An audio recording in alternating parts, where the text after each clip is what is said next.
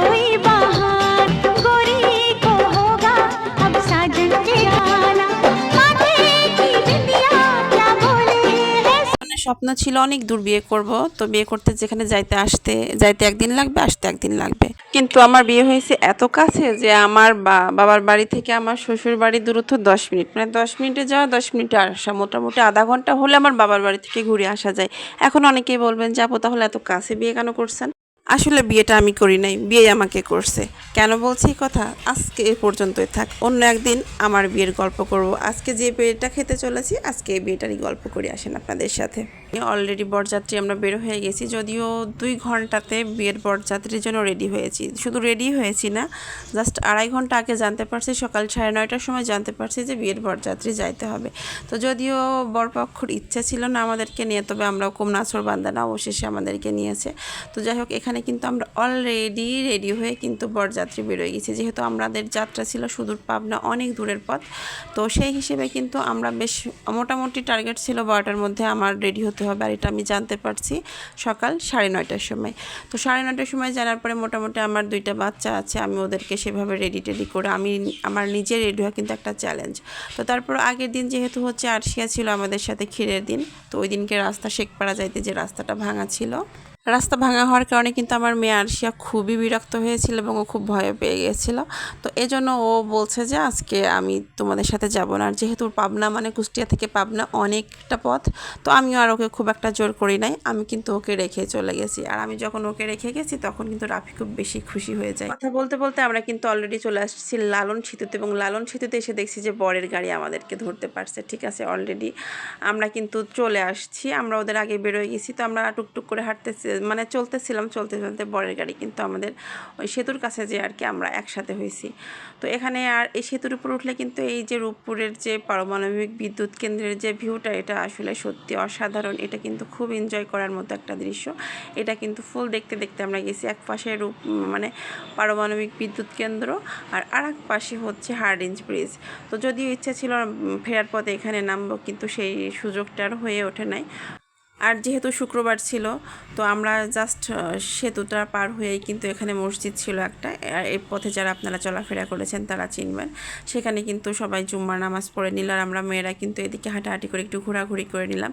আর এখানে যে একটা মজার বিষয় ঘটছে সেটা হচ্ছে রাফি দেখতে পাচ্ছে বরের গাড়ি, এবং ও কিন্তু বরের গাড়িতে উঠে পড়ছে। ছেলেরা জুম্মার নামাজ শেষ করে তারপরে আবার আমাদের যাত্রা শুরু হয়ে গেল। এবার সোজা যেতে হবে আমাদের মেয়ের বাড়িতে, তো পাবনা কমিউনিটি সেন্টারে। তো সেখানে যাওয়ার জন্য এবার কিন্তু মোটামুটি প্রত্যেকটা গাড়ি সিরিয়াল মেনটেন করে একসাথে চলতেছে। এতক্ষণ তো আমরা পুরো এলোমেলো যার যার মতো চলছে, কিন্তু এবার কিন্তু মোটামুটি একটা মনে হচ্ছে বিয়ের বরযাত্রী যার ছাড়া। আমরা এখানে অলরেডি চলে আসছি, আর এত পরিমাণ গরম ছিল, প্রচুর গরম। তো তারপরে হচ্ছে আমরা ভিতরে চলে আসলাম। এখানে দেখছি আমরা যাওয়ার আগেই বউ কিন্তু সেজে গুজে রেডি হয়ে বসেছিল, যেহেতু বিয়েটা 2 মাস আগেই হয়ে গেছিল, আর আজকে যেহেতু শুধু আনুষ্ঠানিকতা হচ্ছে। আর এখানে কিন্তু আমাদের চায়না ভাবি, অর্থাৎ জাকির ভাইয়ের ওয়াইফ, তো ভাবিও কিন্তু আমাদের সাথে বরযাত্রী গেছে। তো এখানে দেখতে পাচ্ছেন ভাবি। আর এখানে কিন্তু বর আর বউ বসে গেছে অলরেডি তাদের স্টেজে। এখন তো শুধু একের পর এক ফটো সেশন। আসলে বিয়েতে সব থেকে যে বিষয়টা বেশি ঘটে থাকে সেটা হচ্ছে ফটো সেশন।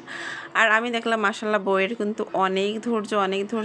আর আমরা কিন্তু যাওয়ার পর আমাদের কোনো রকম নাস্তাও দেয় নাই। আর মোটামুটি সবাই খাওয়া দাওয়া শেষ, আমরা শুধু স্পেশাল কয়েকজন আমরা বসে আছি। আর রাফি তো ক্ষুধায় কান্নাই করে দিয়েছে, এরকম একটা অবস্থা। আর আমরা বসেছিলাম যে আমরা সবাই একসাথে খাবো, বিশেষ করে বরের সাথে। এখানে আমাদেরকে আস্ত ছাগল দেওয়া হয়েছে খাওয়ার জন্য। আর এই লাস্ট মোমেন্টে এসে আমাদের কিন্তু পিঠা নাস্তা দিয়েছে। তো এখন পিঠা নাস্তাটা না দিয়ে যদি আমাদেরকে আগে দিত, যাই হোক বাচ্চা কাচ্চাগুলো অন্তত একটু খেতে পারতো। আর এখানে দেখলাম বউ আর বর বেশ সুন্দর করে খাওয়াই দিচ্ছিল। তো খাওয়ার পরে এর মাঝে কিন্তু আবার প্রচুর বৃষ্টি হয়ে গেছে। বৃষ্টি হওয়ার পর কিন্তু একটু মোটামুটি ভালো লাগছে। তো প্রচুর গরম ছিল, বৃষ্টির কারণে কিন্তু পরিবেশটা অনেকটা সুন্দর হয়েছিল। আর এখানে খাওয়া দাওয়ার পরে আবার শুরু হলো ফটো সেশন। তো ফটো সেশন আমি ভাবছিলাম প্রথমে ক্যামেরাম্যানকে মালা পরাবে, পরে দেখলাম না, ঠিক আছে, তারা একে অপরকে মালা পরাচ্ছে। তো মালা পরায় এবার তাদের যে বিয়ের যে আনুষ্ঠানিকতা থাকে সব কিছু কিন্তু কমপ্লিট করে নেওয়া হওয়ার পরে এখানে কিন্তু সেই আয়নার দেখার মুহূর্ত, এইটার ভয়েসটা আমি আপনাদেরকে শোনাবো।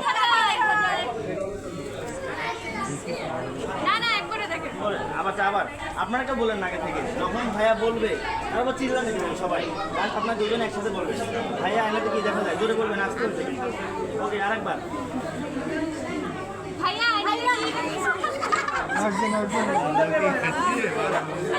একবার বলেন।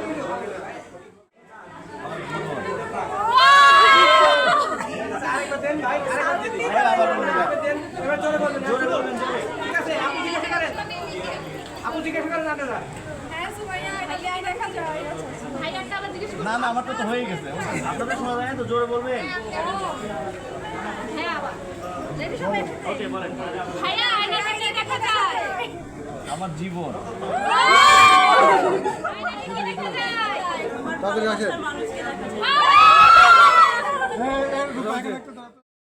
অবশেষে সকল আনুষ্ঠানিকতা শেষ করে এখন চলে আসছে সে বিদায়ের মুহূর্ত। এটা হচ্ছে বিদায়ের সেই মুহূর্ত যেটা প্রতিটা মেয়ের জীবনে আসলে ঘটে থাকে। তো যাই হোক, সব কিছু মেলায় কিন্তু এই অবস্থায় কিন্তু প্রত্যেকটা মানুষই কিন্তু ইমোশনাল হয়ে যায়। তো সব কিছু মিলাই এই হচ্ছে অবস্থা। আর এখন কিন্তু আমরা অলরেডি রওনা দিয়ে দিয়েছি, আর বরের গাড়ি আমাদের সামনে। এখন আর কোনো দেরি হবে না, যেহেতু অনেক দূরের পথ, তো আমাদের সোজা টান দিতে হবে। আর যেহেতু আমি আরশিয়াকে রেখে গেছিলাম, তো আমার মাথায় একটা টেনশন কাজ করতেছিল যে ও নানুর বাড়িতে ছিল খালামনির কাছে, এবার ওকে আনতে হবে কিভাবে। তো আর আস্তে আস্তে রাস্তায় একটা দৃশ্য দেখলাম, ওখানে সুন্দর সুন্দর মানে ওই লিচুগুলো কিন্তু বিক্রি হচ্ছিল। তো যদিও ইচ্ছে ছিল যে গাড়ি থামায়ে কেনার, কিন্তু সেই সুযোগটা হয়নি। আর এদিকে আমরা হার্ডিঞ্জ ব্রিজ সহ প্রাকৃতিক দৃশ্যগুলো দেখতে দেখতে কিন্তু চলে আসলাম। আর যেহেতু আরশিয়াকে রেখে গেছি, আমার মাথায় কাজ করতেছে আরশিয়াকে এখন কিভাবে বাসায় আনা যায়। আর রাফি এদিকে ঘুমায়ে গেছে, আর এদিকে আমার আর কোনো রকম ভিডিও করার মতো মানে বিষয় মাথায় নেই, আর ভিডিও করার কোনো কিছু কাজ করতেছে না মাথায়।